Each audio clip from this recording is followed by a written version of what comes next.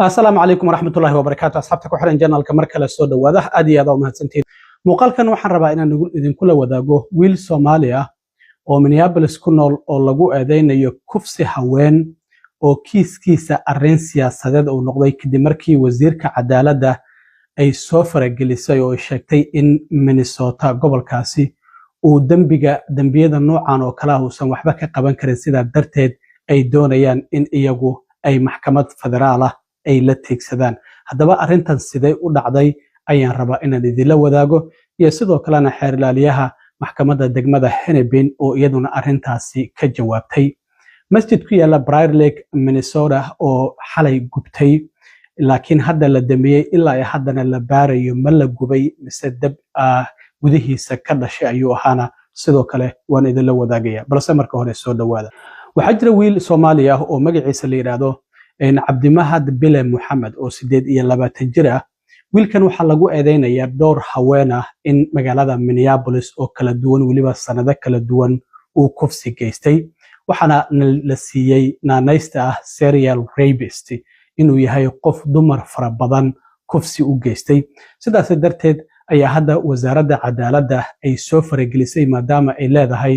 gobolka Minnesota dambiyada noocan oo kala ah ciqaabtii dadku ay mudnaayeen ma marsiyo sidaas darteed waa in dawladda federaalka ay wax ka qabataa Trump waxaan ognahay inta badan waxa uu yiraahdaa gobolada iyo magaalooyinka dimuqraadiga soft and crime kana yihiin dambiyada qaar in qofku aysan xabsi ku geyn isla markaana damaanad bilaa damaanad xitaa la iska soo daayo sidaas darteed waa kii wareegta soo saaray oo dhahayo waa in damaanad lacag damaanada laga dhigaa dadka marka la xiro marka waxa ay dawladda federaalku ay leedahay maadaama hadda dambigan gobolka Minnesota wax ka qaban waayay waa in dawladda federaalka ay wax ka qabata haddaba wiilkan waxyaabaha lagu eedeynayo maxaa ka jira wiilkan Cabdimahad Bile Muhammad ayaa la yiraahdaa waa 28 jir ah waxaana lagu eedeynayaa afduub iyo waliba kufsi inuu haween u geystay kala duwan kufsigii ugu horeeyay sanadkii 2017 ayuu geystay hadda sanadkan lagu jirana haweeney kale oo qaangaar ah ayaa sidoo kale uu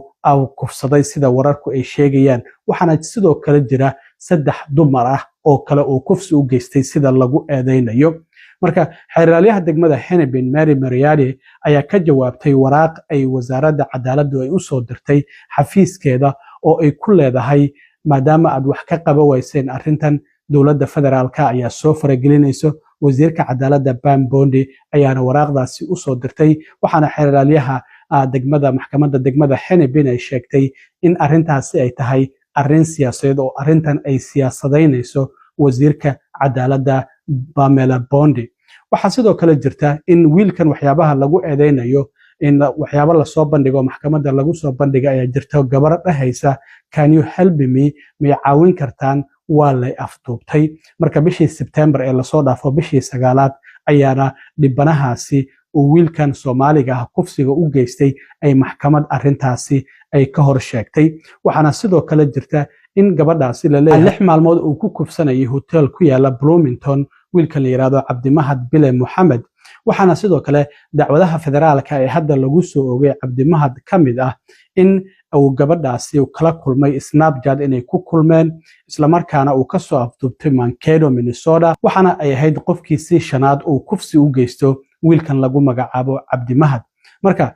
qoraalka ay war saxaafadeedka ay soo saartay wasiirka cadaaladda Pam Bondi ayaa waxa ay sheegtay in gobolka Minnesota hadii uusan ilaalin karin dadkiisa in ay u ilaalinayso oo wax u qabanayso dawladda federaalka gaar ahaan wasaaradda cadaaladda arrintaasina isla markiiba waxa ka soo jawaabtay xeer ilaaliyaha maxkamadda degmada Hennepin oo la yiraahdo Mary Mariadi waxaana ay sheegtay in Muhammad dambigii lagu soo oogay oo horay u qirtay 2 dambi oo ah inuu kufsi geystay isla markaana waxa lagu xukumay probation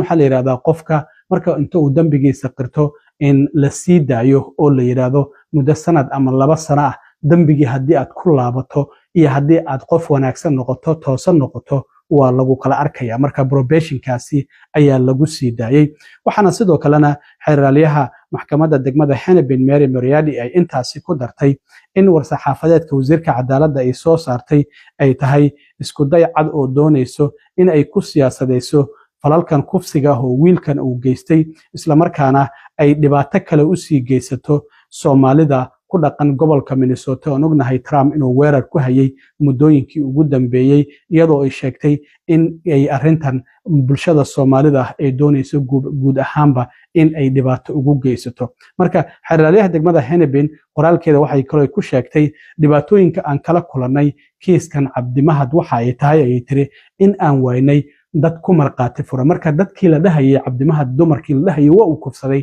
waa ay ka gaabsadeen inay ku marqaati furaan si ninkan xabsi loogu xukumo marka meeshaasi shaki ayaa ka imaan karo maxay haweenku isku qarinayaan oo ay diidan yihiin inay ku marqaati furaan marka waxa ay sheegtay maadaama aan waynay dad ku marqaati fura isla markaana halkaasi cadeymo muhiima lagu waayay sida dambi felony ah loogu helo wiilkan la yiraahdo Cabdimahad taasina waxa ay sababtay in aan heli wayno xabsigii ama muddadii xabsigii ee la doonayay in lagu xukumo marka sidaas darteed hadda Cabdimahad kiiskiisa waxaa loo wareejiyay Sherburne County Jailka ama degmada Sherburne ku yaala jeelka ku yaala ayaa loo gudbiyay maxkamadiisuna heer gobol hadda waa ay ka wareegto heer federaal ayay maraysaa maadaama la leeyahay gobolka Minnesota arrintan wax uu ka qaban waayay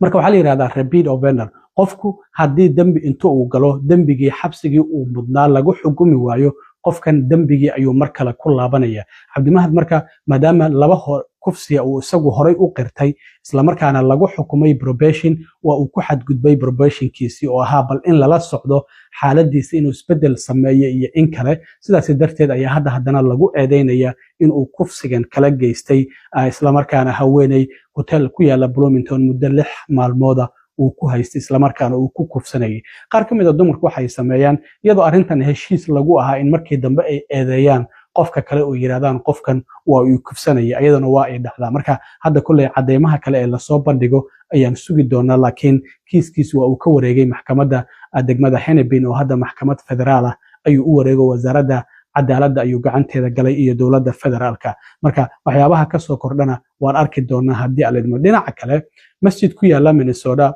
gaar ahaan Briar Lake ayaa xalay gubtay qof ayaa wadada highway 13 maraya ayaa waxa uu ku soo wargeliyay kooxaha dabdamiska ama 911 in uu qiic arkayo halkaasi ka baxay xalay 8 saac habeenimo markii ay ahayd masjidkaasi waxa lagu magacaabaa Hamza Al-Mahmoud Foundation waxaana sidoo kale ku dhagan iskuul islaami ah oo Bilal Higma Academy la yiraahdo marka gabi ahaanba waa uu gubto kooxaha dabdamiska waxay yiraahdeen waa total loss inkastoo la damiyay dabkii marka ma la gubay oo dabkan ma la qabadsiiyay mase waa dab isagu iskii u dhashay baaritaan ayaa ilaa hadda kooxaha dabdamiska ay ku hayaan oo ma jirta cid lagu eedeynayo in masjidkaasi ay gubto waan ognahay Minnesota islaam nacaybka Soomaali nacaybka soo galootin nacaybka ka jiray muddooyinkii ugu dambeeyay maadaama ICE ayna howlgalo fara badan ay ka sameynayeen oo dad lagu qabqabtay walina howlgaladii ay wadaan marka ma arrintaasi ay la xiriirtaa mase waa dab ka dhashay gudaha masjidkaasi ilaa hadda kulay baaritaan ayaa ku socda waxaana ay sheegeen in aysan wax warah ka soo saari karin gubashada masjidkaasi ilaa iyo baaritaan buuxa lagu sameeyo oo la ogaado dabkan ma wuxuu ahaa dab si ula kaca loo qabadsiiyay mase waa dab iskii u kacay oo masjidka gudihiisa ka kacay waan arki doonaa cid wax ku noqotay ma jirto maadaama xilli habeen ay ahayd oo masaajidda xilliga habeenkii ay xiran yihiin oo aan la joogin baaritaankuna waa uu socdaa iskuulkiina sidoo kale ardadii dhiganaysay maadaama isniin ay too lagu laabanayay maanta ma aysan tegin maadaama dab uu ka kacay in masjidka ku dhagan iskuulkaasi islaamiga waxyaabaha kale ee ka soo kordha haddii alla idmo waa idila soo socodsiin doonaa aad iyo aad u mahadsantiin